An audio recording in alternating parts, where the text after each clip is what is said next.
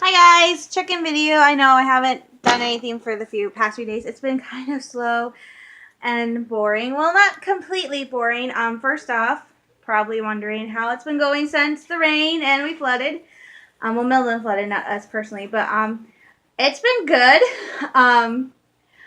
The floodwaters have receded, so that's good. The library does not know when the lower level will open.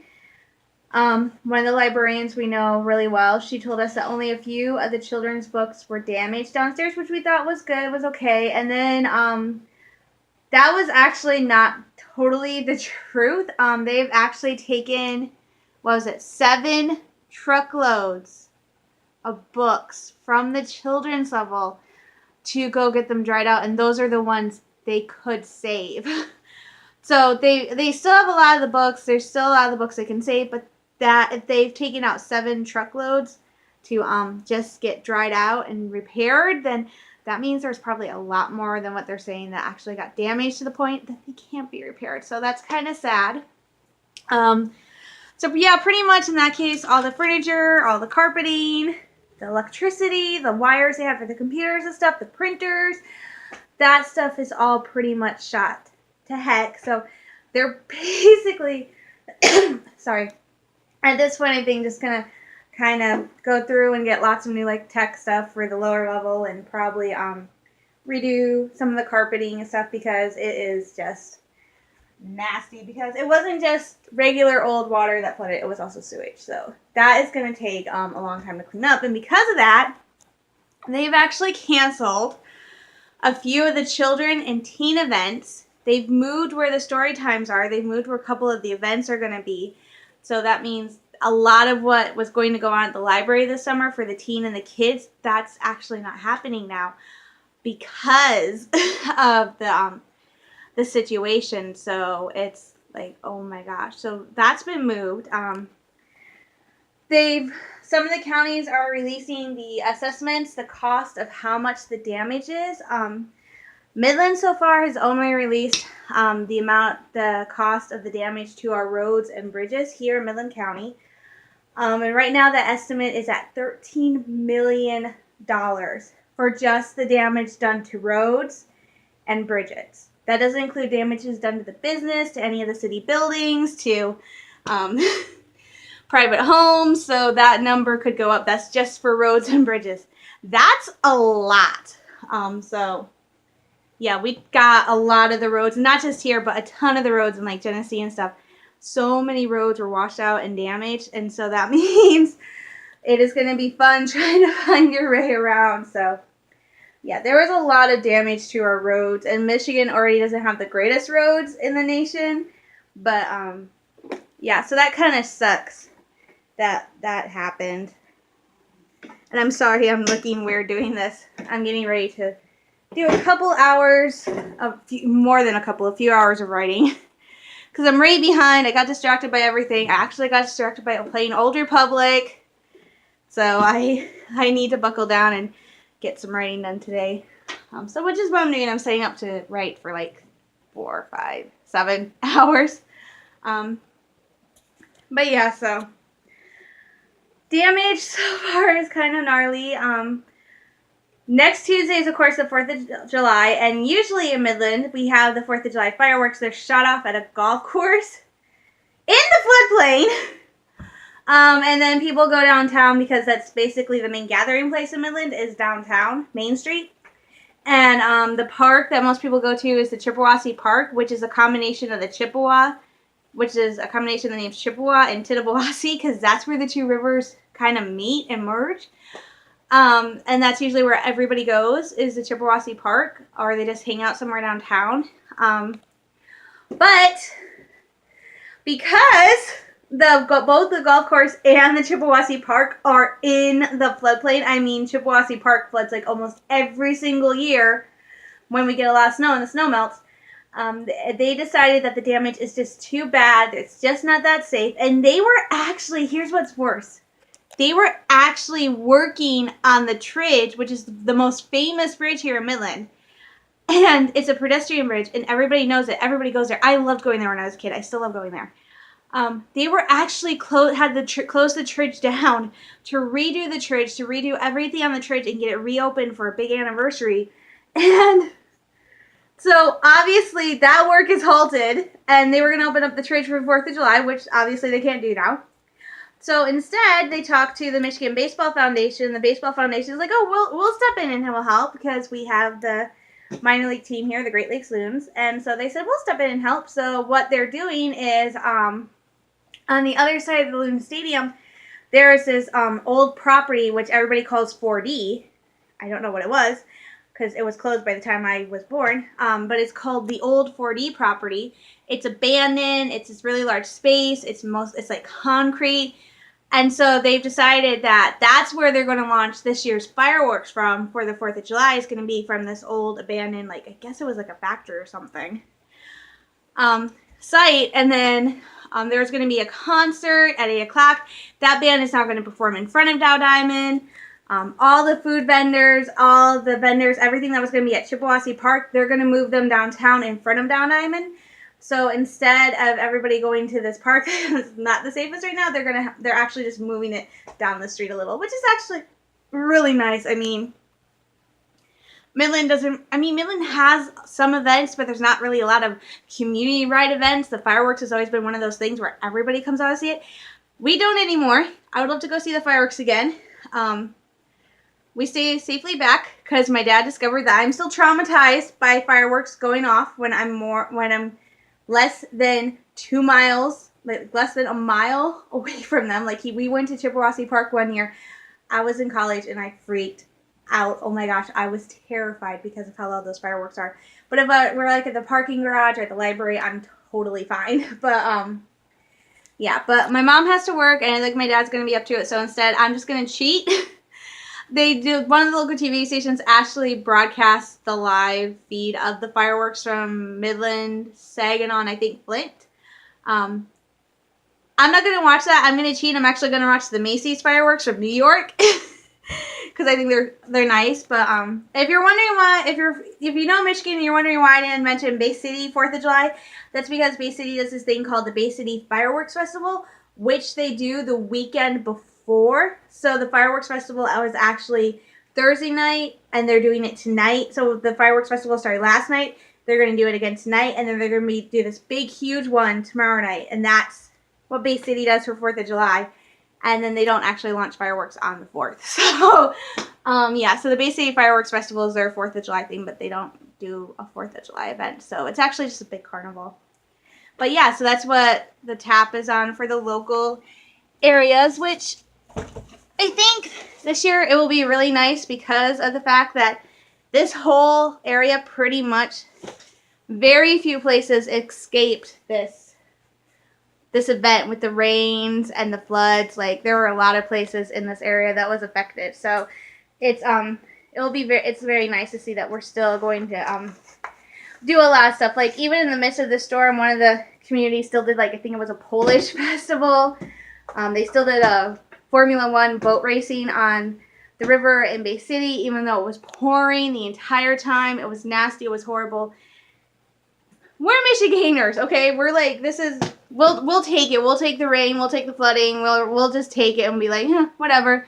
Look, there's rain. It doesn't matter. There's lightning. Who cares? Let's go watch a bunch of boats race down a river.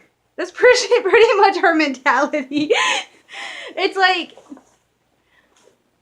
probably other places do that, but it's like in Michigan, it's like most people will probably, if they're not from a place where they get a lot of snow and ice, they have to learn how to drive on snow and ice in the middle of winter.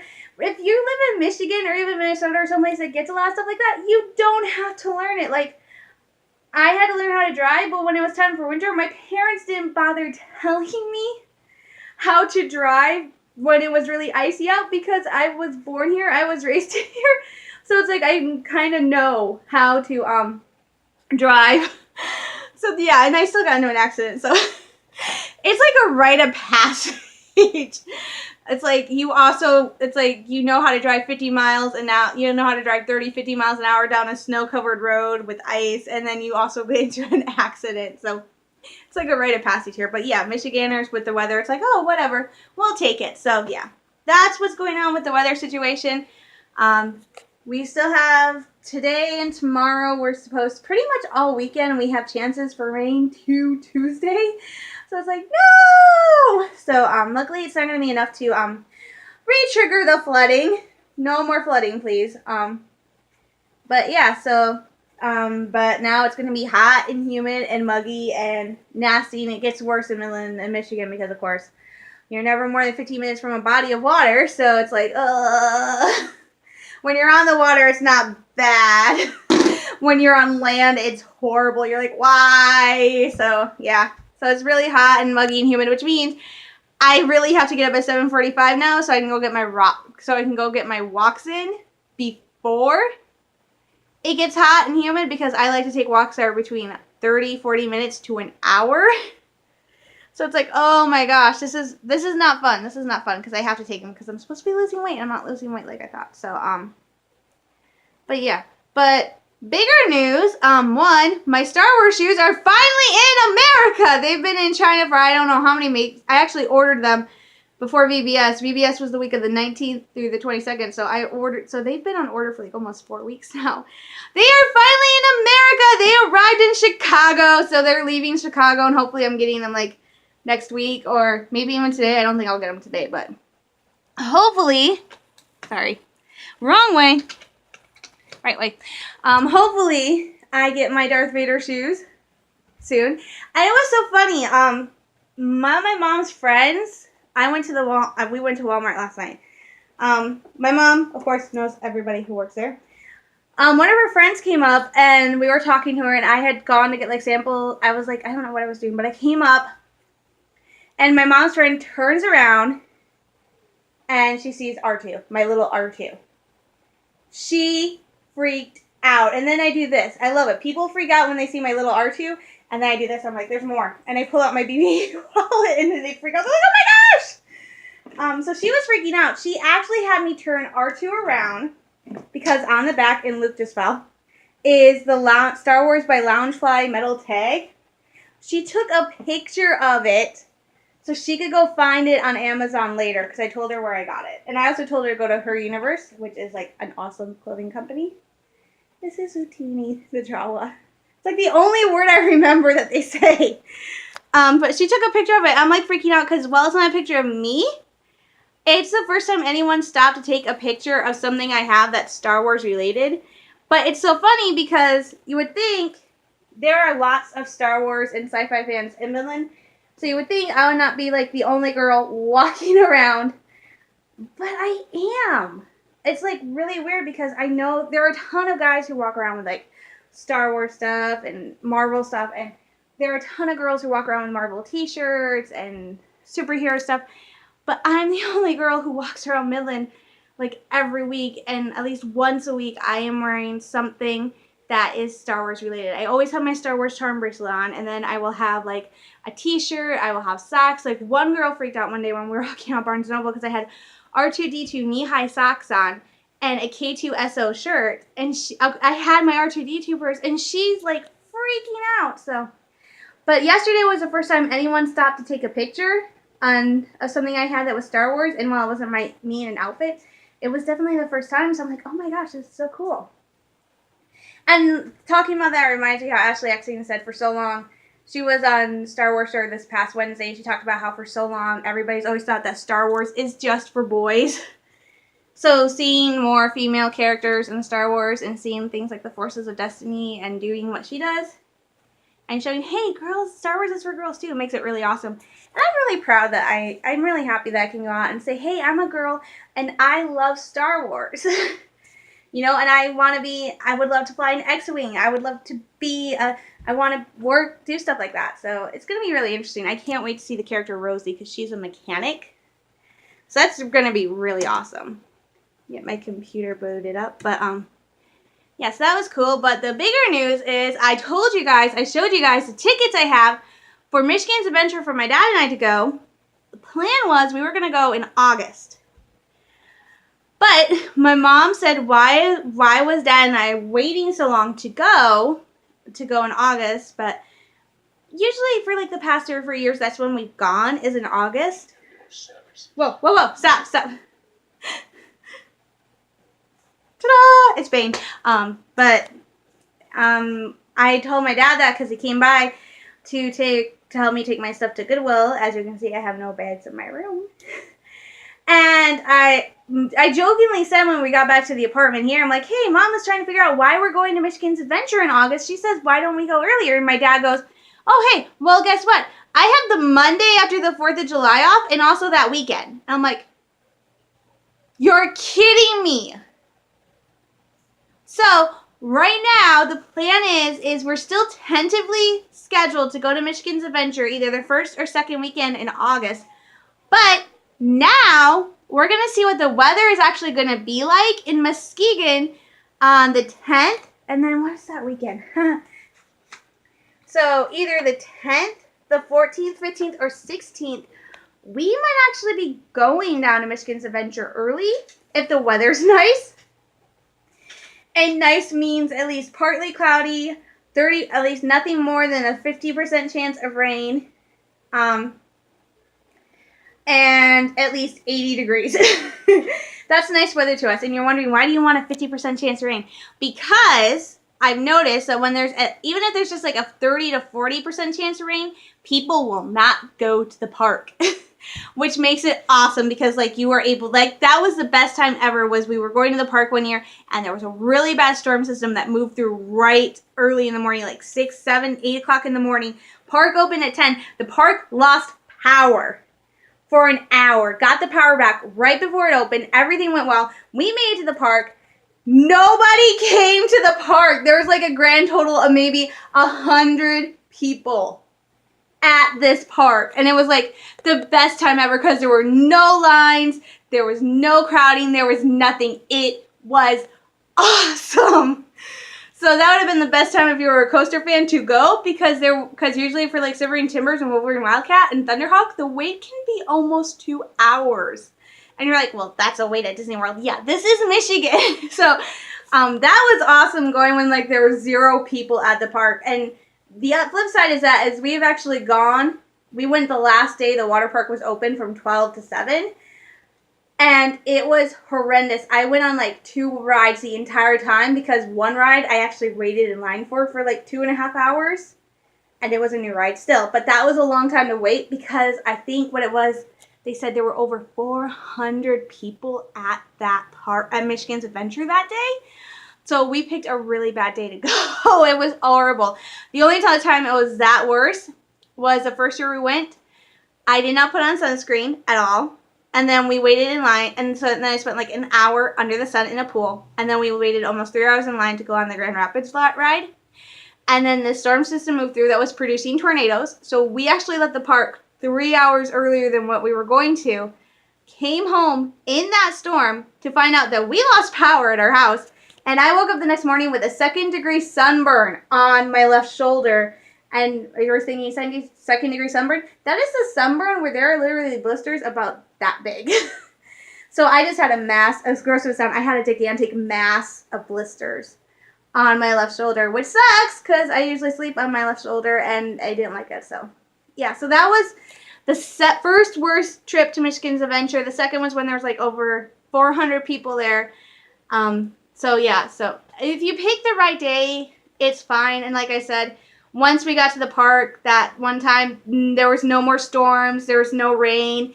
The sun came out once in a while, but it wasn't like totally bright and sunny. It was perfect. So yeah, so we might be going in less than 2 weeks. We might be on just over a week. I might be going to Michigan's Adventure, which means I will be showing you guys it. So I'm really excited.